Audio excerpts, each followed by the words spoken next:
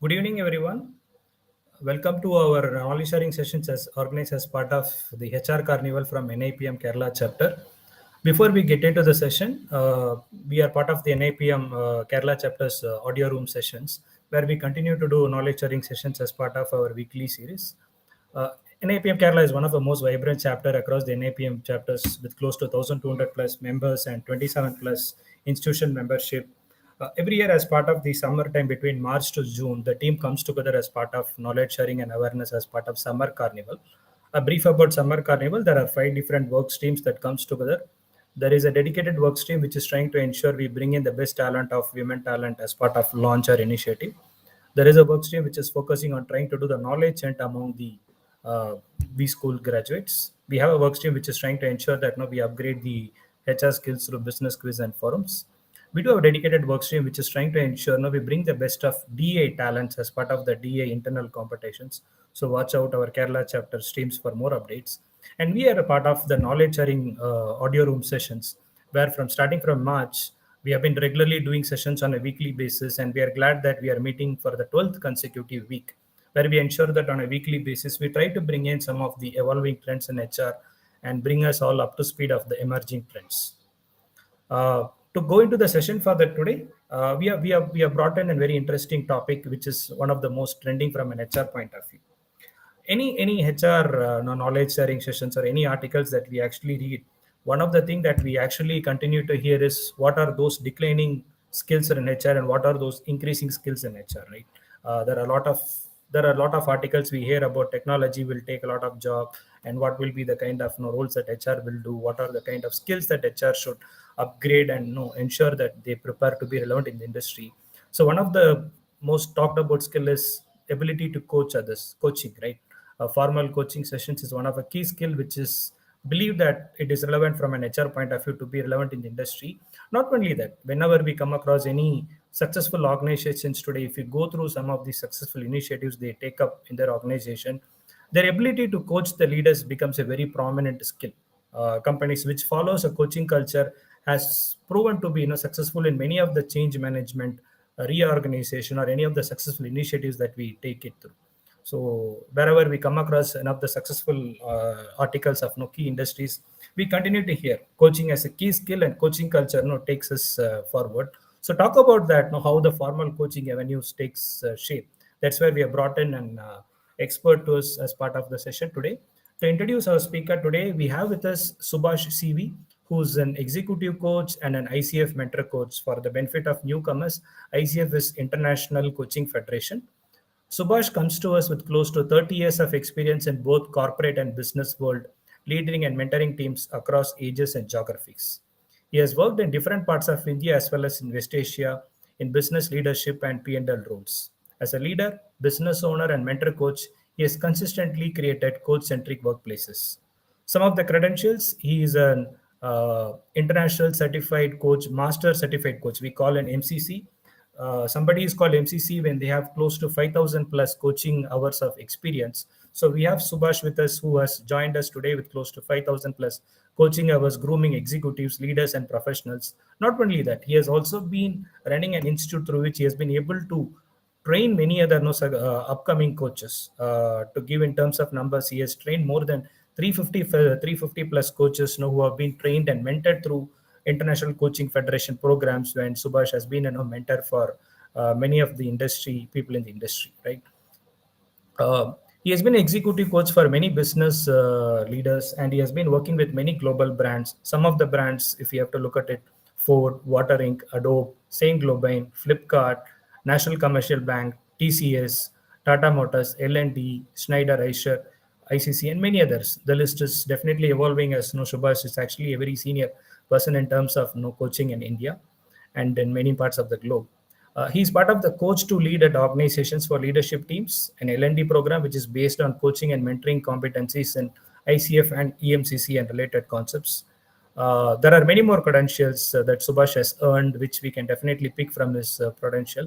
But let's move to the topic today. The topic is for today is how the formal coaching is taking shape in India, the talent landscape, and how we can learn from Subhash, from his expertise.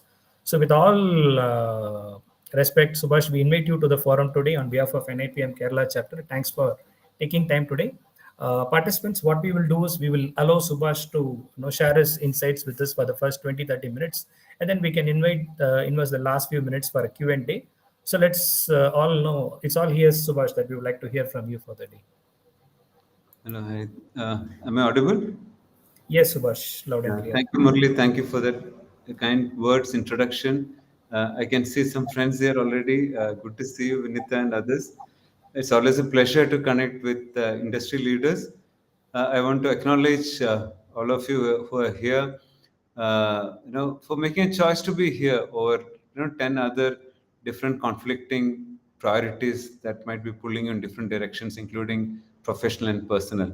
So I assume that we all are here to learn a little bit and kind of get to know something new about coaching.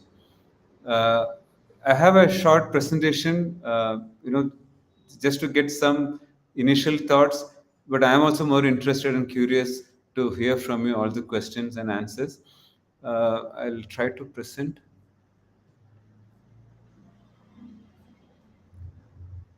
I hope you can see the presentation.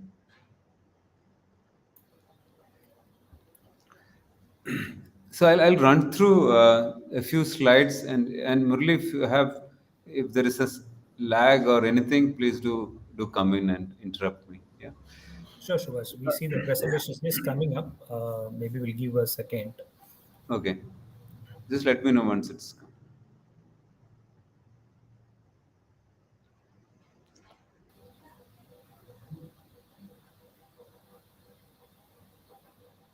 It's still coming, is it? Yeah, we are ready to see it on the screen.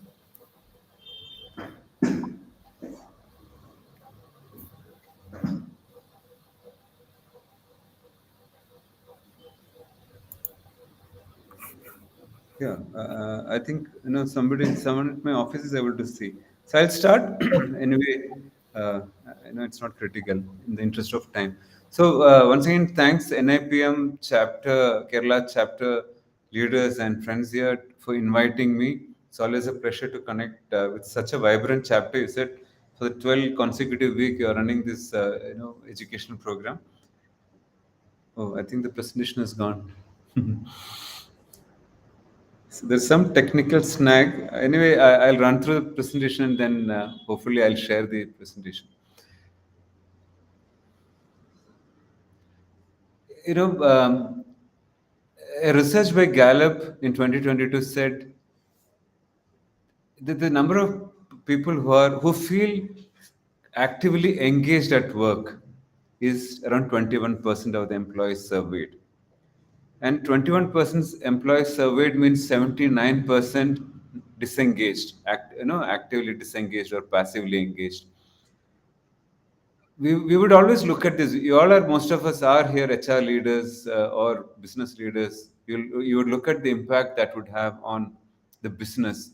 But I want to invite you to consider what would be the other side of that coin, right? When 79% of the people are disengaged, what does it mean to them? Just to give an alternative perspective, because 21%, it's beaten, everyone knows this. So when you say 79%, what struck me, and that's what I'm sharing, what struck me was, oh God, 79% of the people get up every morning, they just pull them out of their bed, struggle to get to office emotionally, mentally, and then they just endure a working day and then get back home pretty much disappointed that I had a bad day at work, right? And in the spirit of coaching, what you are at work impacts you who you are at home, and what experiences you're having at home impacts you at work. We always knew this intuitively, right? But coaching actively looks at the possibilities of that interconnectedness. So when 79% of the people are disengaged, it's an emotional drain on the society. It's an emotional drain on the planet. Yeah. And as HR leaders here, I think we can't ignore that. We ignore that at our own peril. So just leaving that thought for you to reflect later. All of us here, I'm sure, are here because of our IQ. There's something that we have done to reach here. We are qualified, we are experienced, we have performed. You got hired in some good brands, but you know what you would have got as promotion would not have been purely because of IQ, but it's your emotional intelligence that is helping you to grow. But what I can guarantee you, based on my 30 years of experience, professional and personal, is it is a spiritual quotient that will give you fulfillment. And we all are chasing fulfillment. Of course, there are synonyms for that. Somebody might use the word fulfillment, but someone else might use happiness, peace, just joy, the pleasure of living. But you know, I'm just taking the liberty to use this word fulfillment because that resonates with me. So it's spiritual quotient that helps us to get that fulfillment, and we all are getting up every morning to chase in the right sense that fulfillment. Just setting the context. Yeah, this is a short video that we had made.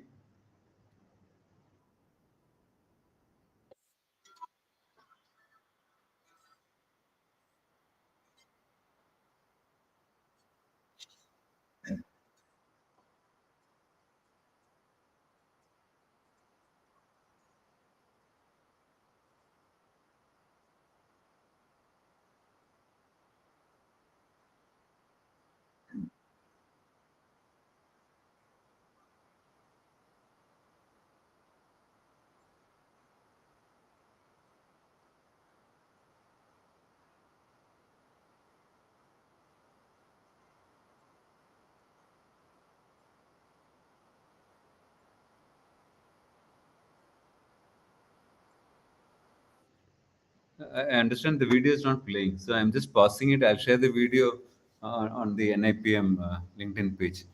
Uh, I've moved to the next slide. I hope you can see what is coaching. Now, I'm just quickly jumping into the, the, the topic for the day, setting against the context that we have already set. What is coaching? So I'm just going to reflect on what is coaching. You know, true to the Indian spirituality or the way we look at life all along across centuries, I'm going to first look at what is not coaching. Now, what is not coaching, it is not mentoring when a subject matter expert comes and gives some gyan and some guidance and some inputs, something that we typically see at work or elsewhere. It is not consulting, the big four people coming in and giving their expertise. It's not only their expertise, but it's also the whole ecosystem that they tap into, which can help them give us the best advice. It's more problem focused, but they don't kind of partner with us in implementation. Right? It's not training slash teaching and all variants thereof, because again all that comes from somebody who's an expert, who's an expert in that space. It's also instruction based delivery. Now, there is a syllabus that the trainer or the teacher is expected to cover, and there's always a race against time, and naturally there's a lot of content that is delivered, right, spoon fed. It is not therapy, counseling, and all variants thereof. Yeah. So then what is coaching? There are different definitions for coaching, but as an ICF MCC and a mentor for aspiring coaches, this is what resonates with me truly in every sense. I'll tell you why. First of all, ICF defines coaching as partnering. I'm sure all of you are familiar here with transaction analysis. It's an adult to adult conversation from a TA point of view. It's not a parent child or it's not a child to parent. It's a partnering of two equal adults. So today, if I sit with my ex super boss or my ex CEO, I have done that. I had a chance to coach my CEO, one of the largest banks in the Middle East.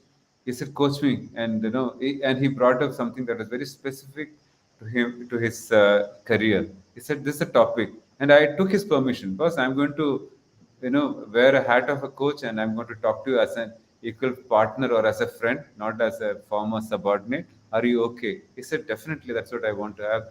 And I had a 20-22 minutes conversation with him. It was a fascinating conversation both for him and for me. That's what partnering is. At MCC we are trained that it's a conversation between two best friends. We friends, we don't think before we talk. We know that the space is safe. We are not judged. We are not misinterpreted. It's a process. It's a rock solid process, because all the framework that ICF has got, all the research that is backed up for exploring that process. So it's a very scientific process, but at the same time, it is not restrictive binary process. That's where it comes in as it's a creative and a thought provoking process. So it transcends the physical, the specific scientific process that we all are used to. What does it do? It inspires the client to take action based on awareness. Now, the two words that are not here, which is integral to my work, is every coaching conversation, every coaching engagement, every coaching relationship should lead the client to deeper awareness and a transformation shift. And what is the outcome? It is maximizing personal and professional potential. For example, when a client comes to me, I typically work with corporate CXOs and CEOs in my, and most of the topics that gets covered directly or indirectly is about the career progression. And somebody says, I want to become a CEO in 3 years. I want to work towards that. Or I want to get the next promotion, one step closer to the CEO in 1 year. I had somebody, a friend from my campus, she said, if I don't become a CMO uh, by March, then, I want to quit corporate. Because she said it was long overdue. This was last year. So, so all these examples are where these people are looking for a career progression in their workplace. But as a coach, I have a responsibility to look at not just the transactional shift in terms of coaching, but something that is their potential, maximizing potential. So what Brian Tracy says, it's not about moving towards the destination; it's about what you become in the process. Yeah, this is the definition of ICF way of coaching. Now, against that context, having taken some 10 odd minutes, we come to the specific topic of this evening. That's the coaching landscape in India. So one thing that I can guarantee you, or I'm a practitioner for the last 10 years as an executive coach, and I'm a mentor for my 9th year. We have seen that this profession has seen a lot of traction. Not just in India, in the Indian subcontinent. So, as a student of marketing, as a business owner myself, we said we'll do some qualitative research because there's very limited data available for India. So we did a qualitative research for India specifically. So I'm going to highlight some, discovery or what we discovered from our research by an independent agency, and I was not even part of it. So there was no hidden agenda. We are just looking at dispassionately what the result would throw up. So this is what I've been requested to share. So I'm also breaking the norm of 5 bullet points in a slide, specifically for your benefit, listeners, because bullet points may not be able to throw so much light on a qualitative research that we have done very diligently. Yeah.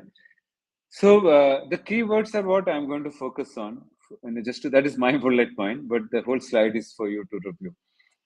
Coaching as a skill is becoming a key differentiator for leaders in India for sure and across the globe.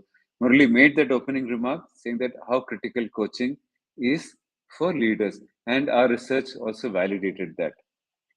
It was interesting to see that a lot more younger people, below age, 59% of them are going for ICF certification. So they are taking the difficult route to go through the rigor of the process to become ICF certified coach. Coaching does not depend on your business knowledge. I've done 21 years of retail banking. So if I have to coach a retail banker now, I don't need to tap into that. But the way the market looks at it is 50% of aspiring coaches were building on their business knowledge. And that is the reality. If you have any question, I'll come back to that in the Q&A section. 60% of the coaching clients are willing to pay the premium for ICF coaches. So this is a very important finding that we found. Now, when I say ICF coaches, these are people who have gone through the ICF credentialing route for ACC, PCC, and MCC. These are 3 levels of ICF credentials. there are a lot of coaches who are, what we call as self-styled coaches. These are coaches who claim to be coaches. They have not gone through the formal training and certification of coaching.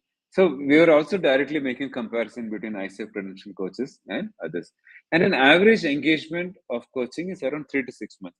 When I started this journey 10 years back, the average duration was 9 to 12 months, and I've seen that dropping to 6 months, and even 3 months. I've seen globally also, not just in India. Yeah, and that seemed to be an emerging trend specifically, where the duration is condensed. So it's just not kids are looking for instant gratification. The clients are also looking for instant gratification or a quick result. Some of the we also looked at what are the popular niches among both ICF and non-ICF coaches. I'm going to share a slide also later. We also saw that corporates have started preferring ICF coaches for their engagements.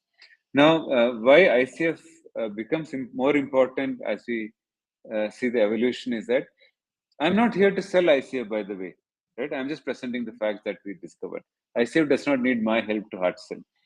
Corporate clients are specifically going for ICF coaches because the corporate HR leaders like you, most of you here, they have the comfort that an ICF credential would ensure that they've gone through the rigor of the process, the training, certification, mentoring. They're also members of ICF, which means that they're committed to the ICF code of ethics. And that's a very important point. An ICF member stands committed to the ICF code of ethics. And it is just not legally being compliant, it goes much beyond that. Any specific question, I'll come back to that if you have. Yeah, career advancement. I mean, it's just not me as a CXO coach that I find career related topics more often. That's a general trend among all coaches. This is a very important differentiator. NPS score was 23% higher for ICF coaches for non-ICF coaches. Now, if you search coaches or coaching on LinkedIn, I mean, I've not done that recently. When I tried it last time, there were 4 million coaches on LinkedIn. 4 million. Whereas ICF credential coaches are less than 1 lakh or 100,000. So there are a whole lot. I mean, that is the difference between the two numbers, both across the globe, and that is quite similar in India also. There are a whole lot of coaches who are not trained, certified, or credentialed. Now, if you have any doubt on why should somebody have an ICF certification at all, I think I'll leave that to your future question. Globally, the size of formal coaching is pegged at 20 billion US dollar, and it is growing at a rock solid 15-16% CAGR. Yeah, it's growing for sure. All research shows that across the globe. Now, why did we do the study? To simplify the decision-making process for aspiring coaches. If some of you want to become a coach, is there a credible research that you can lean into? That is one primary objective. And whatever came out of it was also some insights for us practitioners and trainers. Understand also what are the key factors that influence in the selection of coach training institutes. So we are a coach training institute with a rock solid credibility. But what do you look for if you're looking for a trainer in Indian context? And to be very frank, it is very different across geographies. Yeah, it is also different in when it comes to demographic profile. Yeah, also to provide some kind of a ready reckoner, and we intend to update this on a going forward so that you have some updated information on this.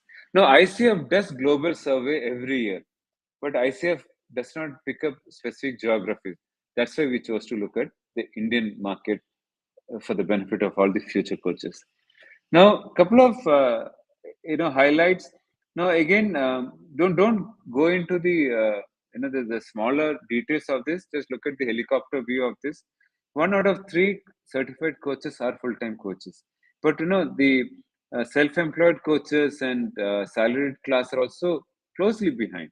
So there is almost a tie between salaried employees, self-employed, and full-time coaches, but full-time coaches is just marginally ahead. From an income base, 74% of the coaches are able to earn more than 11 lakhs per annum. So the earning potential for a professional coach is pretty good. Now, what I would add as a disclosure here is, again, I'll leave for more exploration in the Q&A. Just like any other entrepreneurship,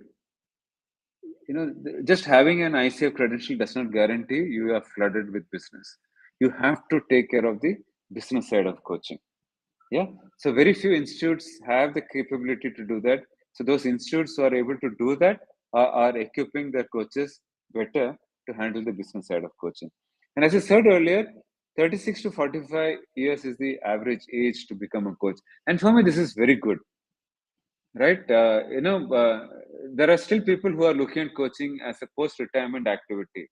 But I think, earlier somebody gets into this space, it's better for them. Yeah. It is just the summary. Now, these are three core niches which are very popular in India also. Life coaching, career coaching, and executive coaching. Globally, it is said that life coaching is head and shoulders above all the other niches of coaching.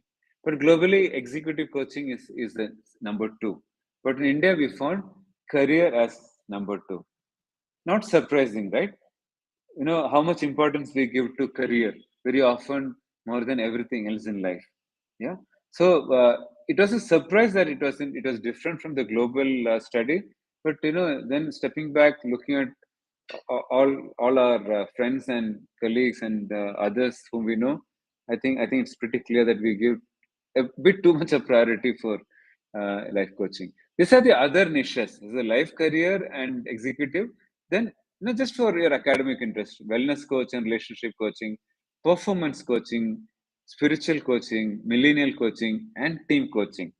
Now, I'm sure 2 years down the line, if I were to represent something like this with a fresh, I expect the team coaching to go up. So that's my prediction for the market. Yeah. Another thing is, I'm sure this life also to some extent covers relationship and wellness. Post COVID, post all the crisis that the world is going through now, from the Ukraine war to the credit crunch, and all the fear of deflation across the globe. I think other niches will also emerge. Again, I'm just running through so that we manage time.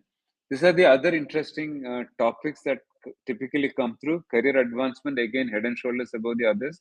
Strategic thinking and vision, which is for me very good, because all leaders should be looking at strategic thinking and vision. Leading teams, that's where I also said team coaching will bounce ahead in the coming years. Emotional intelligence, a lot of leaders attach a lot of importance to EQ based leadership. Communication skills, relationship, these are the other areas. Yeah. Again, the ICF as a segment also shows that the revenue share is much higher. Yeah. So ICF certification is the key differentiator for coaches for the corporate segment. And I'm sure all of us know that a corporate relationship is usually, is a long-term relationship.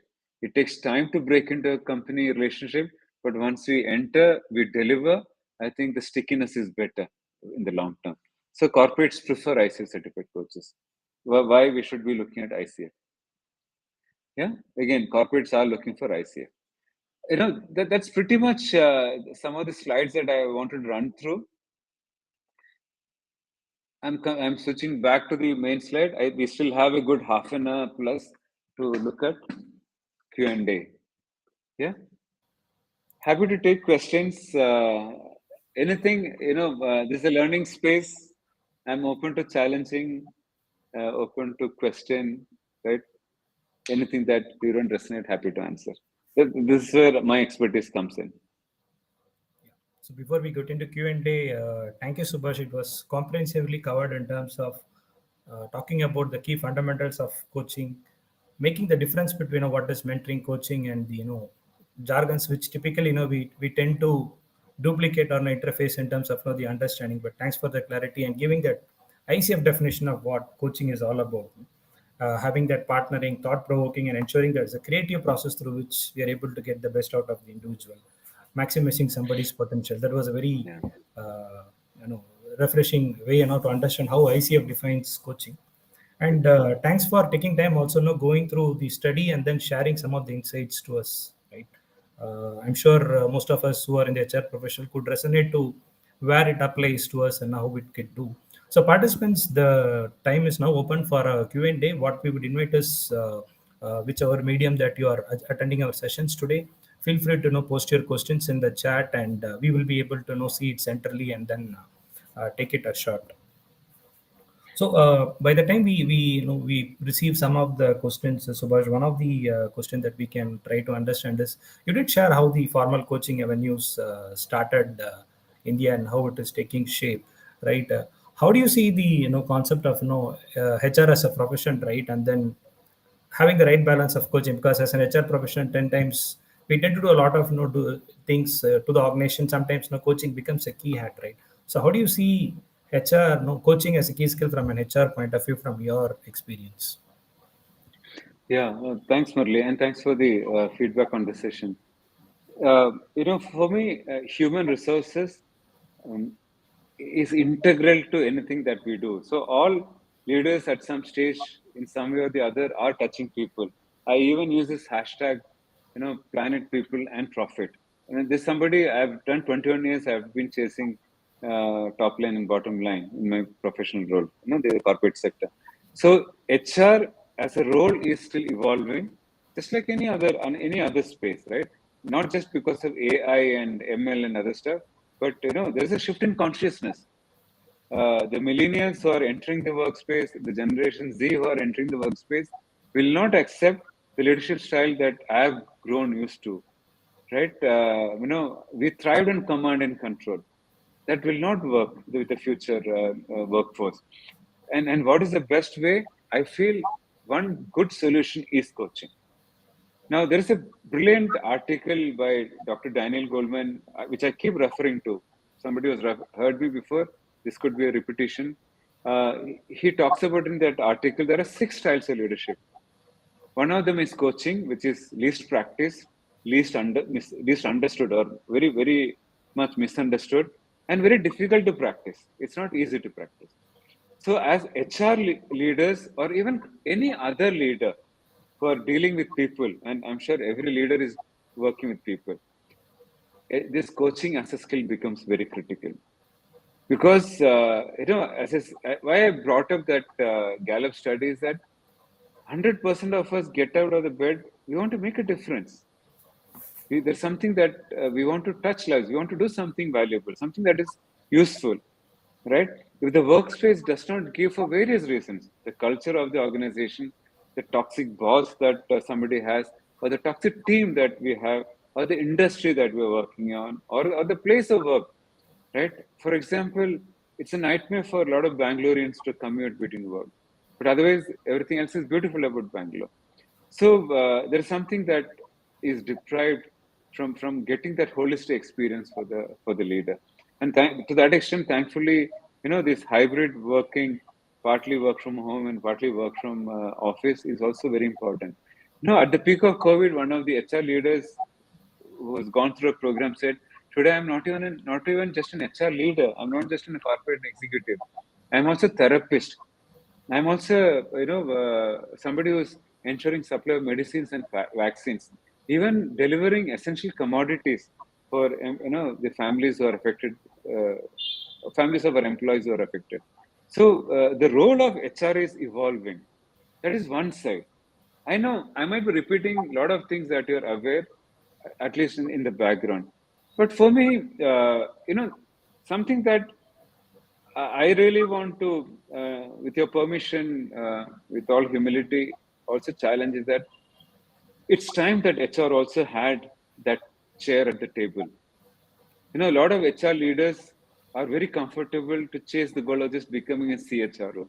But why not a CEO? Because human resource is going to be the most critical.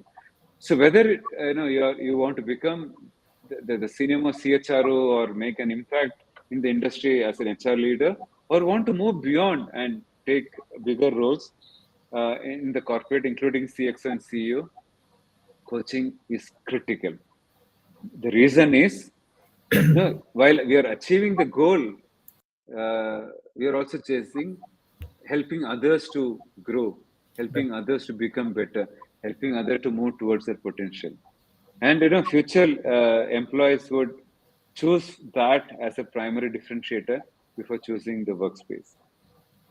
Any follow-up question on that, Murli? Yeah, yeah. And also from somebody, please feel free to add, because you're also a credential coach. True. Just follow up to that, Subash. From an HR perspective, right? When we bring in a concept of formal coaching into a corporate, from your experience, would you like to give a guidance in terms of how should the HR from an organization take the steps in terms of building that coaching culture and then creating a coaching kind of forum in an organization, because companies would have been in various levels and you would have been a part of beginners or experience levels in various corporates. So from your experience, would you like to share insights of what are those initial steps the company should think about and how they can build it from there? Yeah, thanks for that. So one is, for me, any transformational initiative, change management, anything related to that, of which you all are experts here, has to be top driven. Top down only works. And brilliant example is a company like Ford, where the previous CEO, Alan Mulally, is considered to be one of the favorite clients of Dr. Marshall Goldsmith. But I'm also told that the current CEO is far more committed, even to the process of coaching. That's why you have companies like Ford, which has a very strong coaching culture across the globe. Now, I worked with a lot of global brands and also Indian brands. It typically starts from the top. It's usually the CEO or a visionary CHRO who convinces the business leaders and the business leadership, including CEO, to bring in that.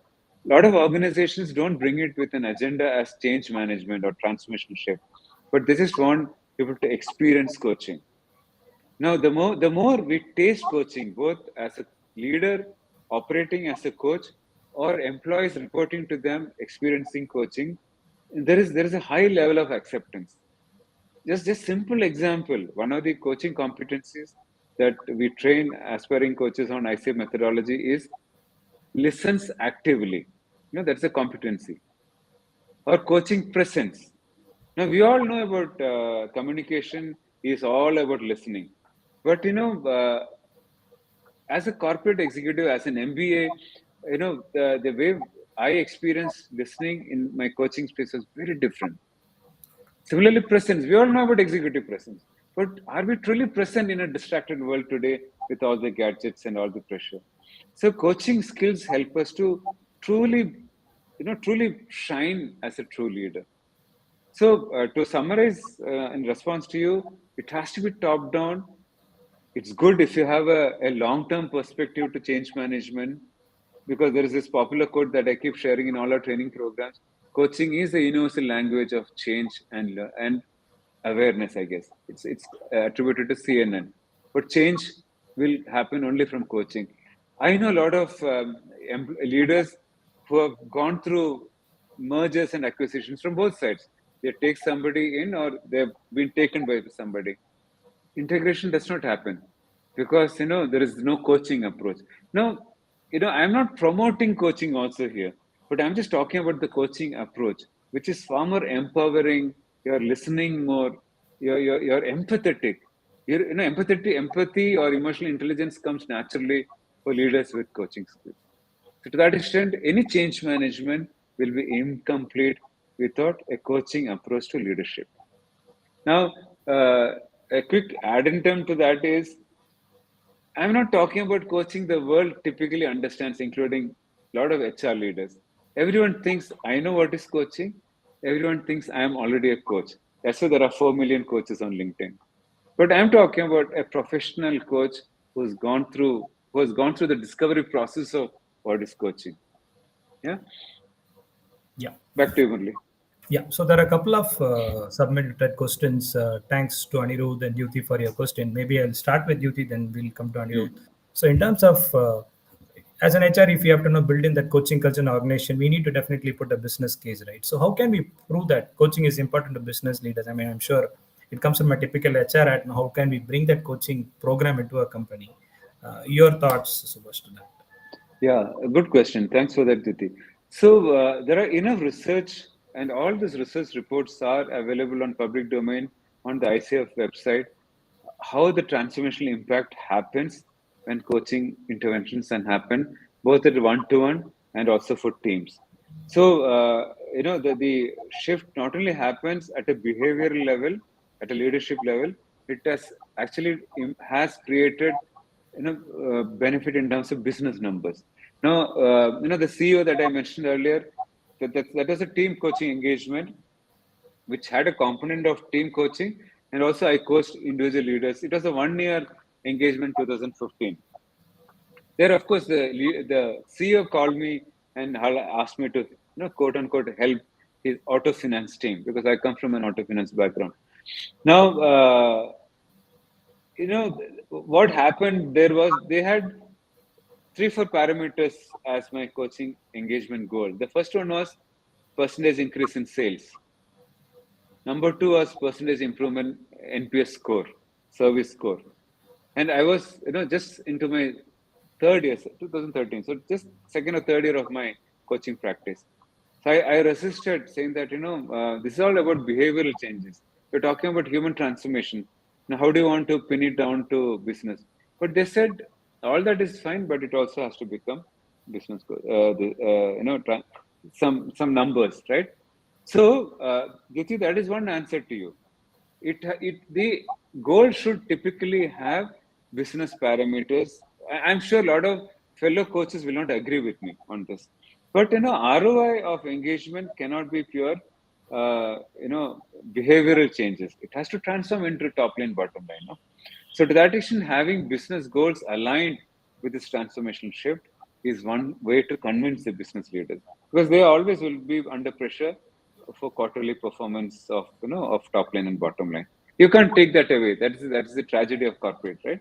I mean, we have to live with it.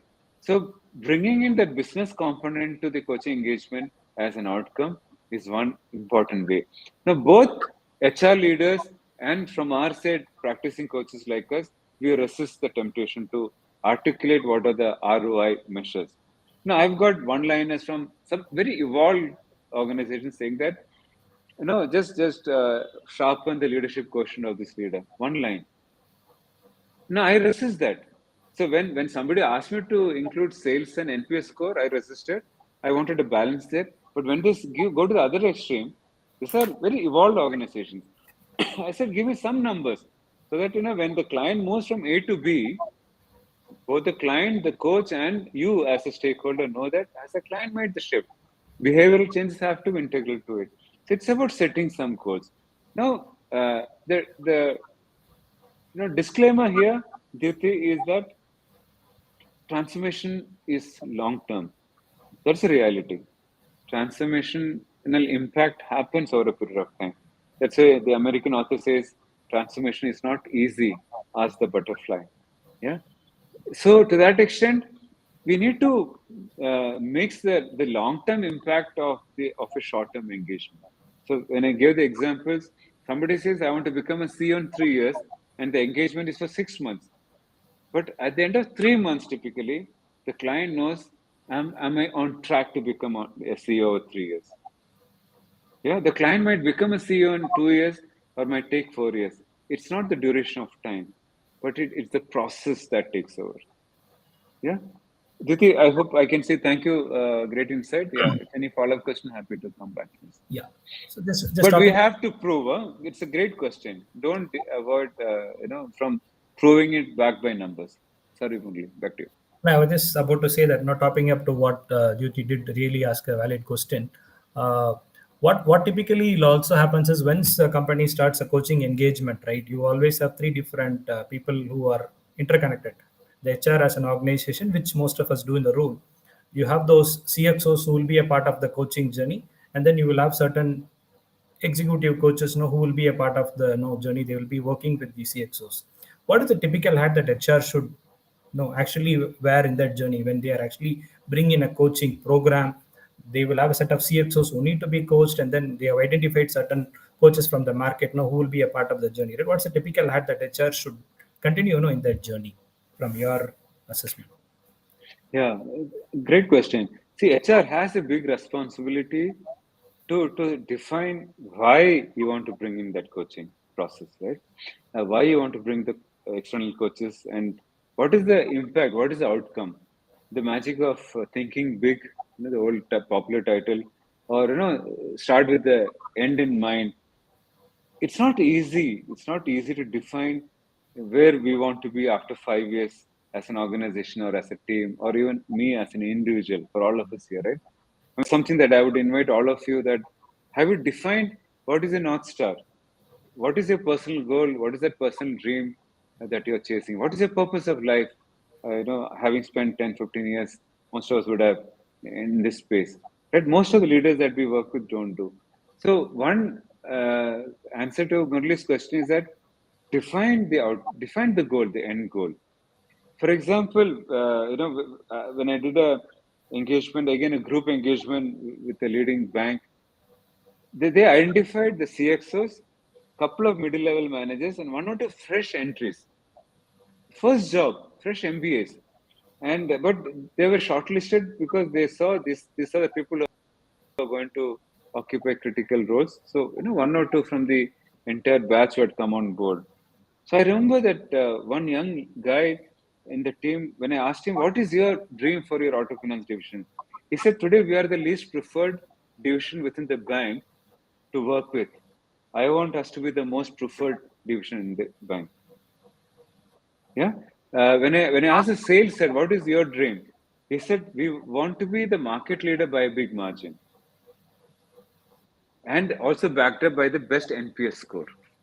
So we don't typically step back and look at why am I here? What is the goal of my business?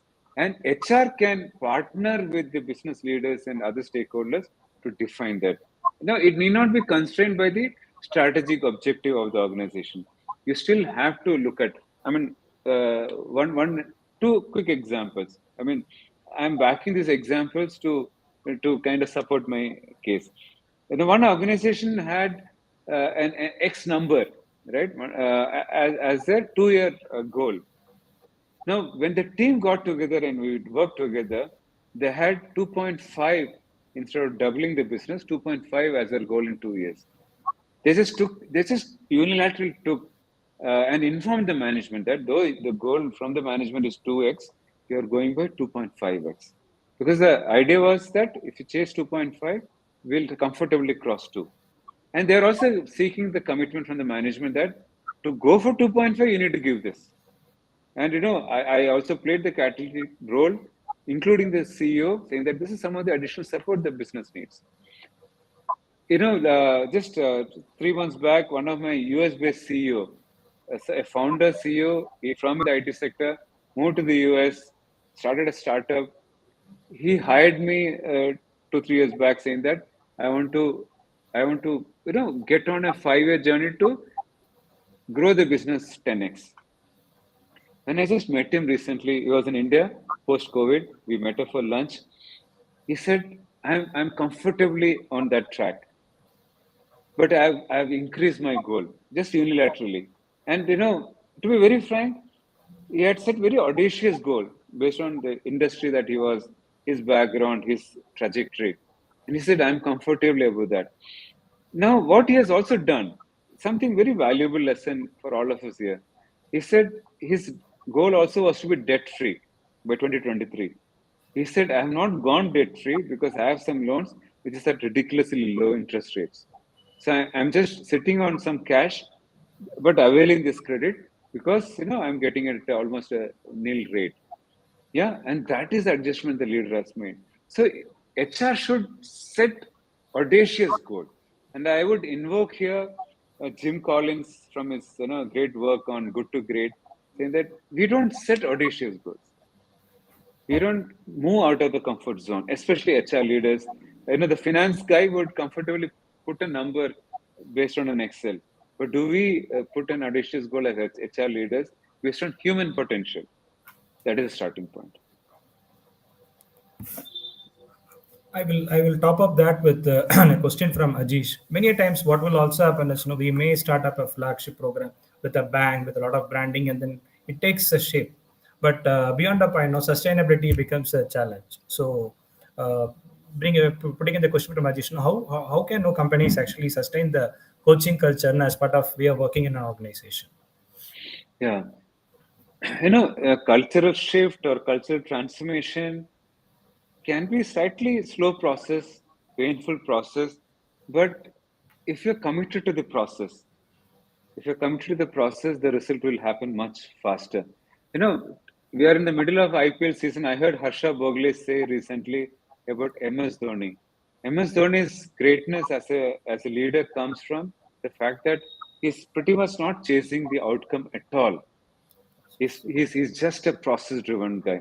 So for me, it's about the process. Number one. Number two, we need to have milestones, clearly defined milestones that if I'm working on a 5-year transformation journey, what are the small wins? What are the small pit stops? Again, we typically don't take the trouble to define those. If we do that, there's a higher probability that we don't miss those small wins. And coaching, Murli would agree with me, coaching is not a linear process. Coaching is a very non-linear process. So when I said earlier that the shift the client makes in first 3 months would be dramatically different from the next 3 months. The client would be making arithmetic progression in the first 3 months, but it could be geometric progression the next 3 months and beyond. So there is something that builds as a muscle that the organization or the cultural shift happens over a period of time. So the point is, we should have that goal, we should have those milestones. Very important, which we do in real life coaching conversations. We need to acknowledge the small wins. No, we should not get so distracted by the audacious goal that we ignore the small wins. Again, a small example. I had two different clients. One was from an e-commerce leader from marketing. The other was a service head of an American MNC. Both working similar time. So both of them had just completed 3 months. They also had given their personal goal as I want to lose weight. Now, just to mention that every coaching engagement, though both these were company sponsored, they had professional goals. The company was investing on professional goals. But in my proposal, all of us coaches say that there will also be one or two personal goals, because only then you are maximizing potential personal and professional that we saw in ICF definition. So when both these clients, somebody is over 55, elder to me also. The other guy was around mid 40s, the marketing guy. Both of them had, I want to lose weight. On the third session, which happened in a week's time, both of them came saying that I have lost 3 kilos. Now, what is the big deal in losing 3 kilos, you may ask? For them, it was very important. Now, that is a small win. The joy that they had in expressing that I had a, 3 kilos win is what we should do, HR should do in appreciating the small wins. This is a marathon. Coaching is never a sprint. So you need to have that buy-in from the leadership, and the leadership should be ready to kind of run long term, not look at short term. Coaching cannot give you magical results in the next quarter results. It can never give you. Then it is not coaching. It is that mentoring, consulting, or something else. Right. This is some of the things that have worked very well with organizations who are trying out coaching. And again, culture transformation does not happen overnight. We are talking about human beings. We are far more complicated than that. Yeah. Back to Murli. Yeah. So I will now come to the question that Anirudh did ask. You also brought in your survey that at least 59% of the upcoming coaches are the age of 40s, early 40s, right? What will be your advice to set of people who would like to be an entrepreneur, a kind of coachpreneur, who would like to start today in the industry? That will be one. And I'll also top up saying that you also a lot of HR professionals who would like to be an independent and a consultant and a coach a few years from now, right? So your tips in terms of how they should start and how they can build the foundation, Subash. Yeah.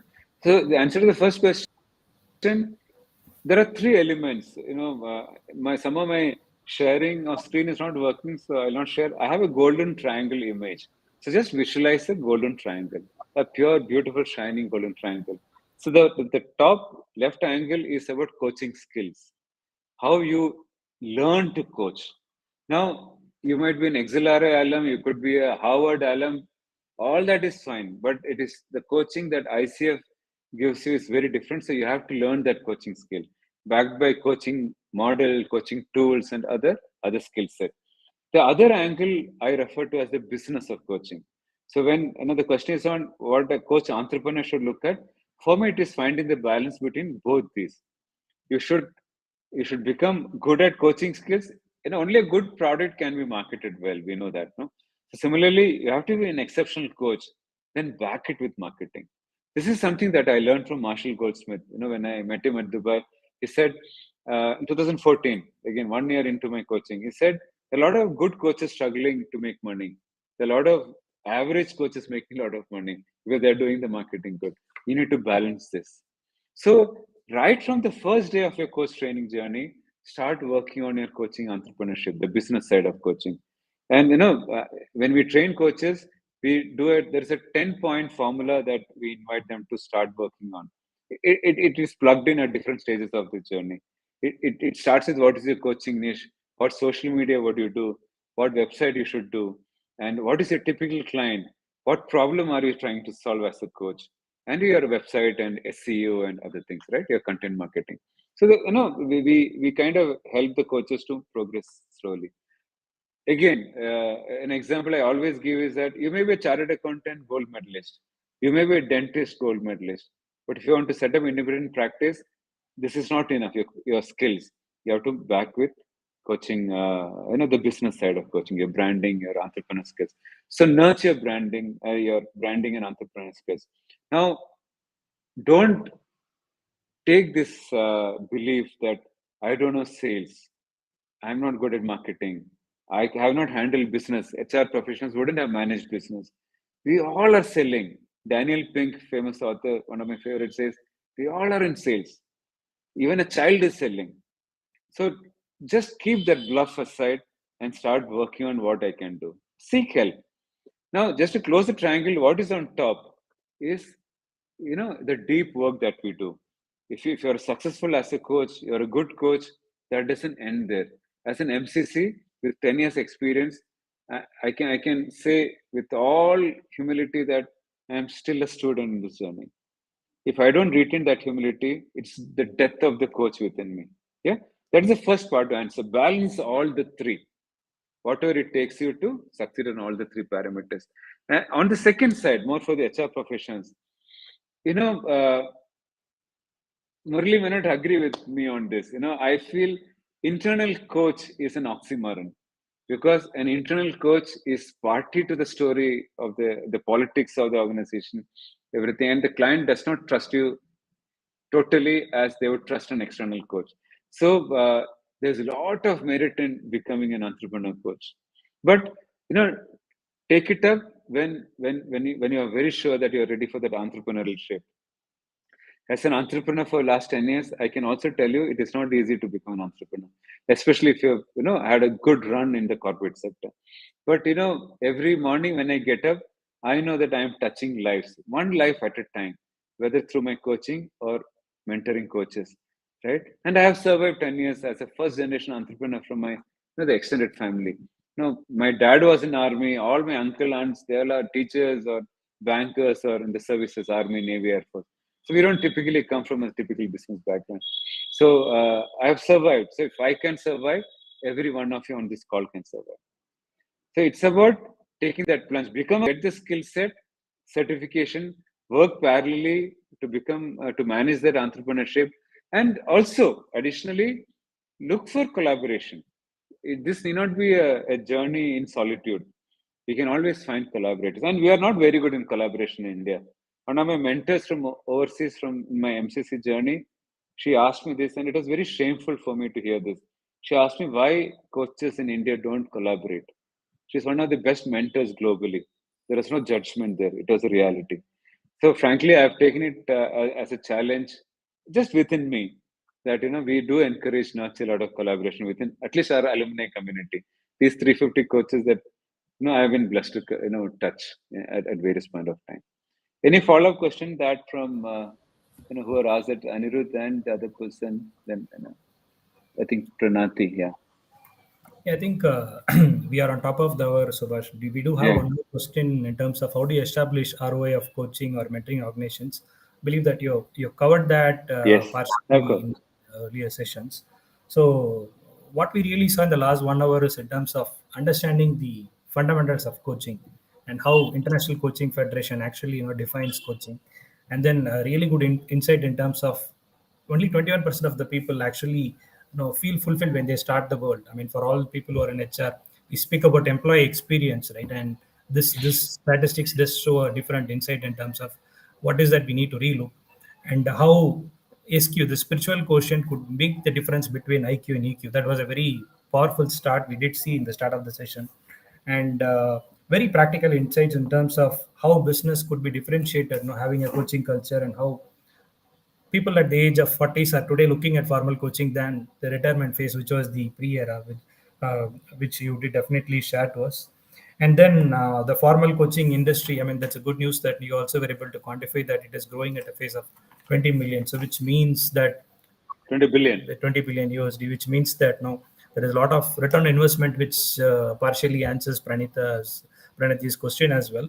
So for all of us, what is important is if you're in HR, let's ensure that we have an audacious goal. At the same time, ensure that we take the small wins. Uh, let's look at business cases in terms of how do we create a coaching culture. And for all of us who would like to be a coachpreneur or an HR entrepreneur, Subhash did share his perspectives in terms of where we can take it up.